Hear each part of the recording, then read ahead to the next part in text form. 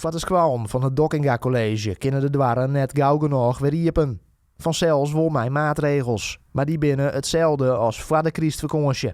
De mondkapjes is zeker in deze rondte waar wij nou onder andere binnen, die looprondtes is het verplicht. En het tweede punt is, blijf testen zodat het voor u alweer veilig blijft. Wat ik een punt van blijvende aandacht is in feite ventilatie van de squalrondtes, want dat hebben we natuurlijk ook wel als je al ondervonden. De mat gewoon goed ventileerd worden. Voor het Dockinga College, maar in meerdere locaties, is dat net eenvoudig.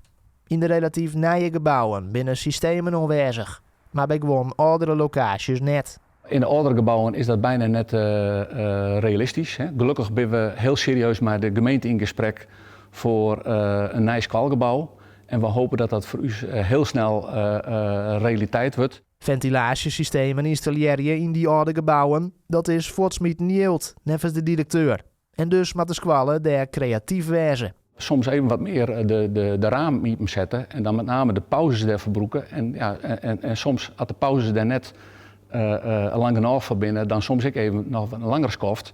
Maar dat binnen de maatregelen die wij nemen kunnen. Maandje zitten de lokalen in Dokkum in elk geval weer vol. Of de taf valt met de coronabesmettingen, maar dan blikken waan. Wij zorgen even van weekend tot weekend. Hè. Dus de 14e is de nieuwe persconferentie. We hopen natuurlijk dat de situatie voor het basisonderwijs en het VO-onderwijs zo bloot zoals het nou is. Want anders wordt het natuurlijk wel een enorm heen-en-weer gedoe, zeg maar.